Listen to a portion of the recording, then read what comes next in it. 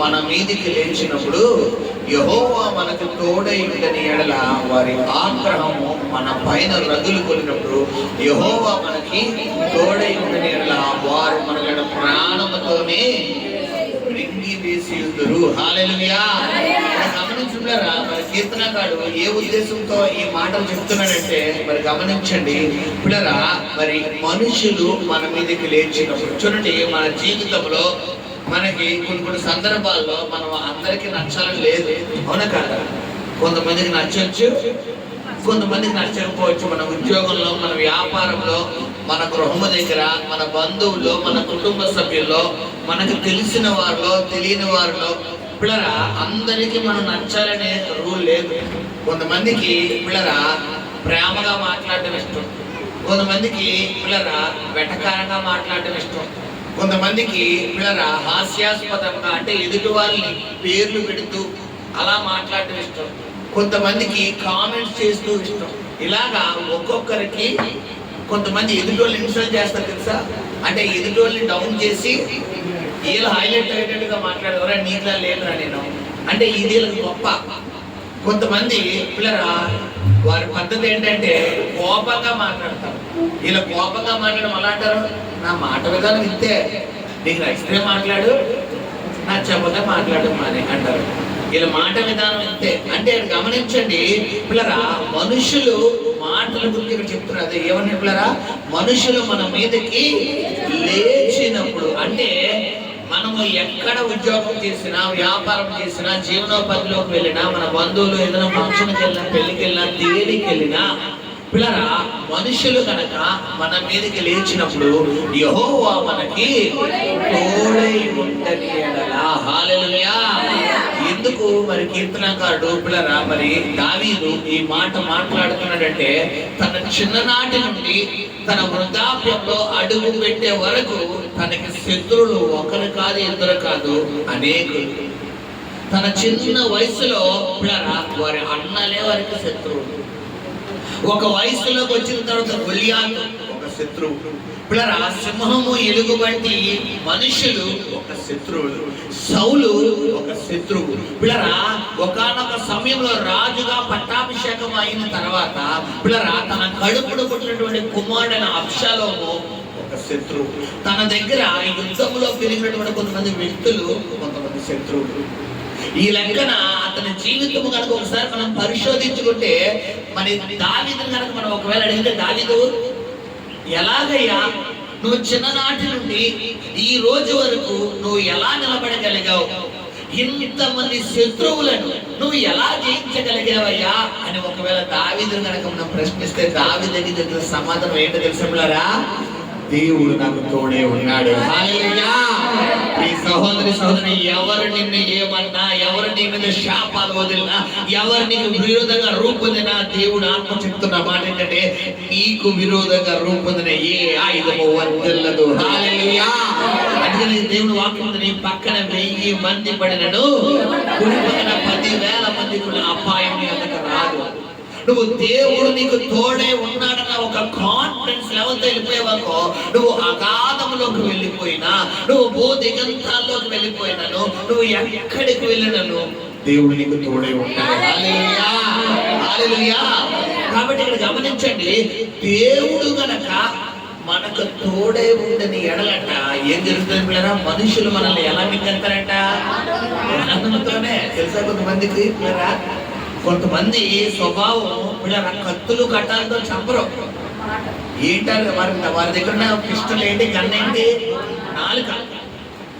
పిల్లరా కొంతమంది దగ్గర గన్ను ఉండదు, కత్తి ఉండదు. పిల్లరా వేరొక ప్రమాదకరమైన ఆయుధం ఏది ఉండదు. వారి దగ్గర ఉన్న ఆయుధం ఒకటి ఏంటి, నాలుక. ఆ నాలుగుతోనే సూటి పోటీ మాటలతో పొడిచేస్తారు. ఈ మాటలు ఎక్కడ దిగిపోతాయి పిల్లరా? గుండెల్లో దిగిపోయి మనం ఎంత చూడండి. అందుకనే గాయాలు 2 రకాలు. ఒకటి శరీరానికి అయ్యే గాయం, 2 మనసుకి అయ్యే గాయం. శరీరానికి అయ్యే గాయానికి ట్రీట్మెంట్ ఉండదు. ఏది మెడిసిన్, ఆయింట్మెంట్, టాబ్లెట్లో ఏదో ఒకటి వేసుకుంటే నయమవుతుంది. కానీ మనసుకు అయిన గాయం జన్మలో అది ఆ గాయాన్ని కట్టగలిగే దేవుడు ఎవరు పిల్లరా? ఒక్క దేవుడు మాత్రమే. హల్లెలూయా. నేను బైబిల్ వదిలేరా, గాయపరచువాడు నేనే, గాయాన్ని కట్టువాడు నేనే. గాయాన్ని కట్టువాడు ఆయనే. ఒకవేళ నీ మనసుకు గాయం ఈ స్థలానికి వస్తే ప్రభు నీకు ఒక శుభవార్త చెప్తున్నాడు, ఆ గాయాన్ని నేను కట్టబోతున్నాను. హల్లెలూయా, హల్లెలూయా. ఇక్కడ అందుకే చెప్తాడు పిల్లరా, యెహోవా మనకు తోడై ఉండని ఎడల ఏం జరుగుతుంది పిల్లరా, మనుషులు మనల్ని ప్రాణముతో మింగేస్తారు. కొంతమంది చూడండి, వారు నోరు తిరిగితే ఇక అయ్యి బాబు వీళ్ళు ఉన్నారేంట్రా బాబు, అయ్యి బాబు వీళ్ళు మాట్లాడుతున్నారేంటి, ఇంకా అయిపోయింది మన పని. ఇంకా వాళ్ళ మాట స్వరం వినగానే మనం చాలా భయపడిపోతాం కొంతమంది.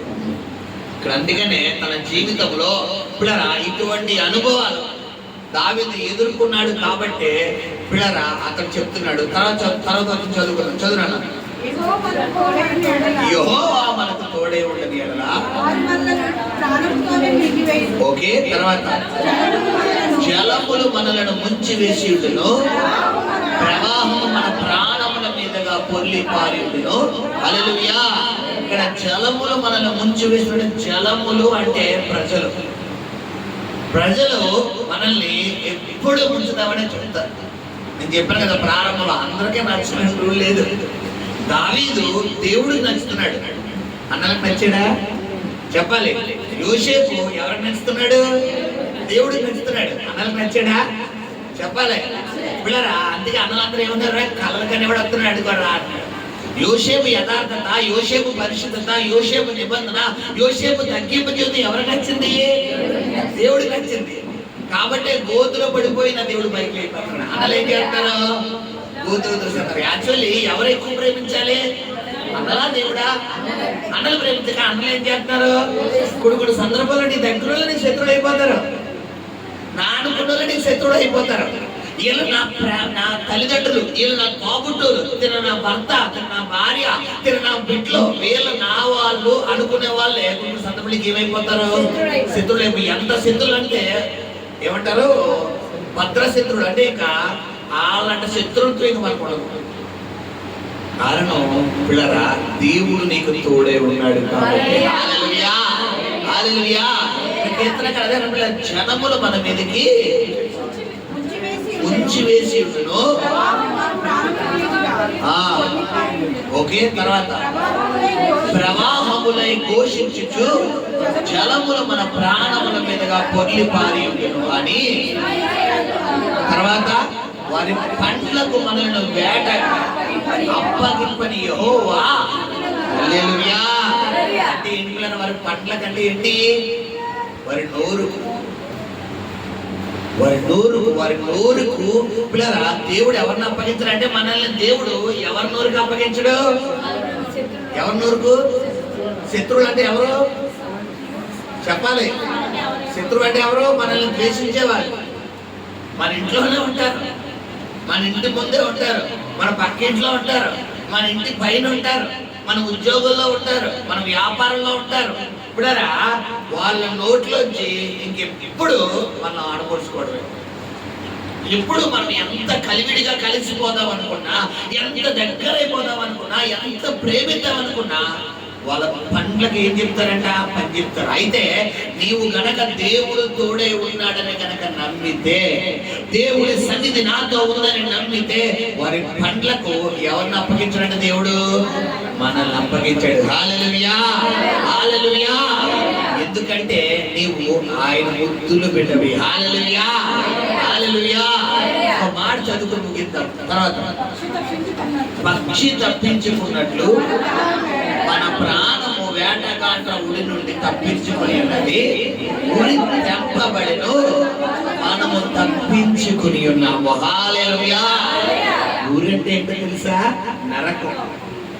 పక్షి తప్పించుకున్నట్లు మనం వేటగాడి ప్రాణం నుండి పిల్లరా ఉరి నుండి తప్పించుకుని ఉన్నామంట. అంటే వేటగాడి ఎవడెక్కడ, సాతానుడు. మనకు ఉరేది నరకం. మన ఊరిని ఏం చేసి ఉన్నామంట, తెంపబడిను, మనము తప్పించుకుని ఉన్నామన్నాడు. హల్లెలూయా.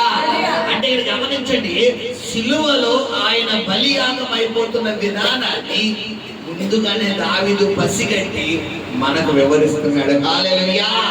ఒకవేళ నీ జీవితంలో అప్పు నాకు ఉరుందా, అనారోగ్యమునకు ఉరుందా, మారని భర్త, మారని భార్య, మారని బిడ్డలు, మారని జీవితం, మారని పరిస్థితి అని ఒక ఊరు ఉందా? ప్రభు చెబుతున్నాడు, ఆ ఊరిని ఆయన తెంపివేయబోతున్నాడు. హల్లెలూయా. ఆ ఊరి నుండి ఆయన తప్పించబోతున్నాడు. హల్లెలూయా, హల్లెలూయా. ఫైనల్ ఇంకో మాట చివరి మాట, భూమి ఆకాశములను సృజించిన యెహోవా నామం వలనే మనుషులు సహాయం కొరకు ఎదురు చూడకూడదు. మనుషులు ఏదో నీకు సాయం చేస్తారు, మాట సాయం, చేత సాయం, డబ్బు సాయం చేస్తారు, నువ్వు ఎదురు చూడకూడదు. నువ్వు చూసినంత కాలం నువ్వు ఒకవేళ ఒక రోజు చూస్తే 2 రోజులు వెనక్కి వెళ్ళిపోతుంది, 2 రోజులు చూస్తే 4 రోజులు వెనక్కి వెళ్ళిపోతుంది. ఇప్పుడు ఎవరి సాయం కోసం చూడాలి మనం? హల్లెలూయా. అందుకే దేవుడు వాక్యం ద్వారా అన్నట్లేరా, మనుషులు నీకు సహాయం చేస్తారని నువ్వేం చేయొద్దు, చూడొద్దు అంటాడు ప్రభు. హల్లెలూయా. నువ్వు ఎప్పుడైతే దేవుని సాయం కొరకు నువ్వు ఎదురు చూస్తావో భయపడకు, నేను నీకు సహాయం చేస్తానని నాకు చెప్తున్నాడు. హల్లెలూయా. దేవుడి అందరికీ నీకు సహాయం. ఇప్పుడు ఎగ్జాంపుల్ చెప్పాను కదా, యోసేపు.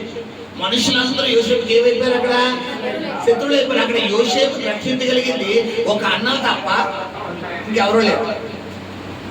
ఒక అన్నలు తప్ప ఎవరో లేరు. సాధు సుందర్ సింగర్ గారు అంటే పిల్లరా గొప్ప దేవుని సేవకులు అనమాట. ఒకనొక సమయంలో ఆయన దేవుని వాక్యం మరి ప్రకటించొద్దని అనేక దేశములలో మరి ఆయన సువార్త ప్రకటిస్తున్నప్పుడు పిల్లరా మరి ఒక దేశంలో నుండి ఆయన వెలివేయాలని ఎలాగైనా తోసివేద్దామని చూస్తారంట. ఆయన మానలేదు.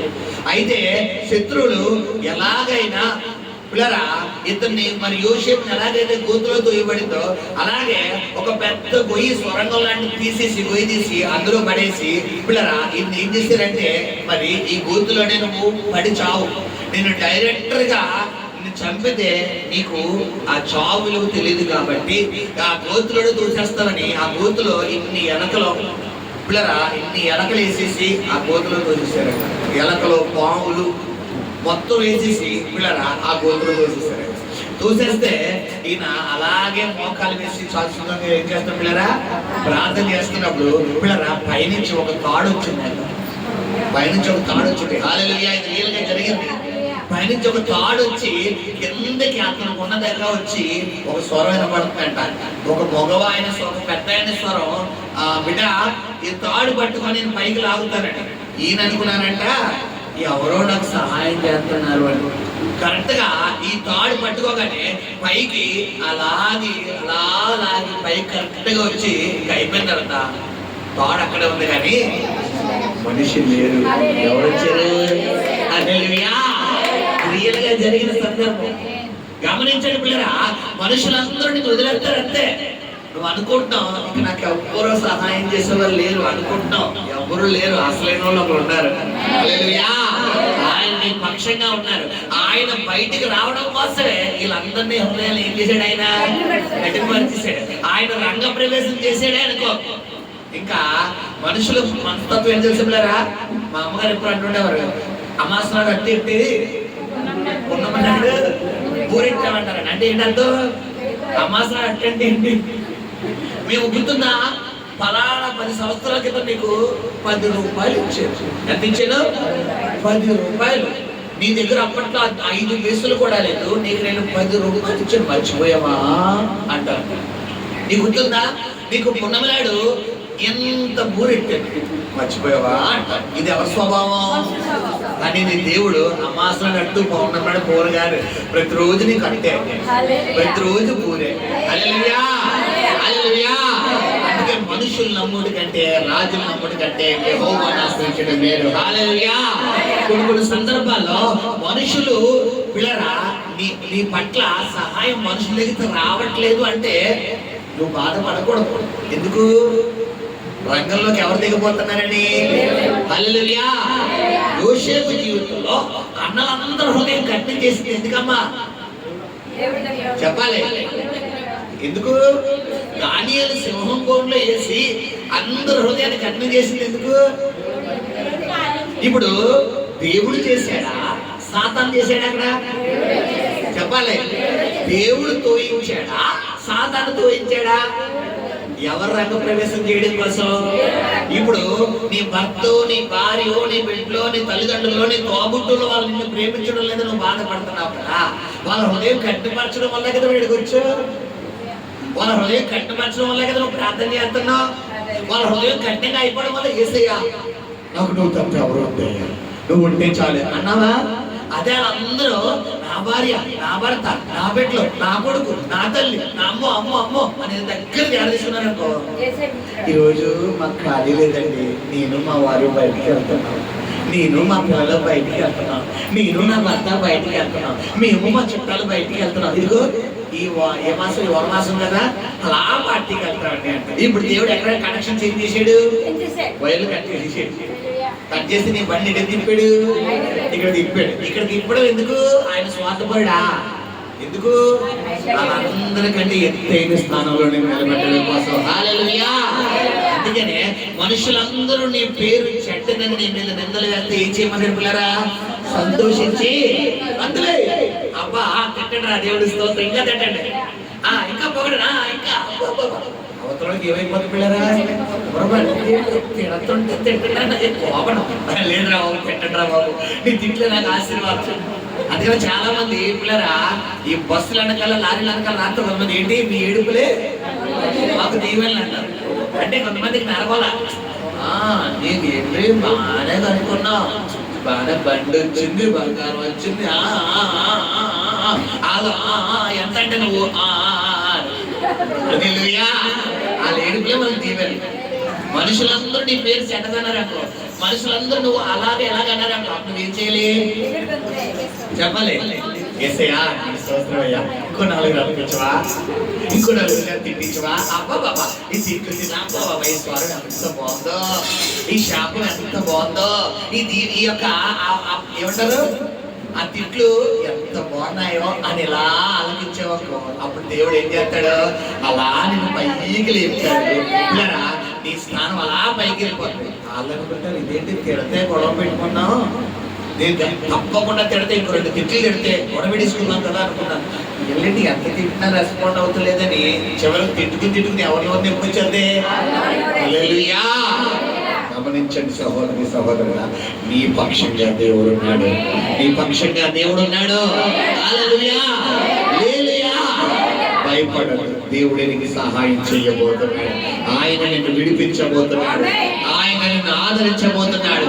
మనుషుల మాటలకు ఏమనుకోకూడదు, పట్టించుకోకూడదు, అసలు పట్టించుకోకూడదు. నీ పక్షంగా దేవుడు ఉన్నాడు, ఆయన నిన్ను ఆదుకోబోతున్నాడు. కళ్ళు మూసుకుందాం, 2 చేతులు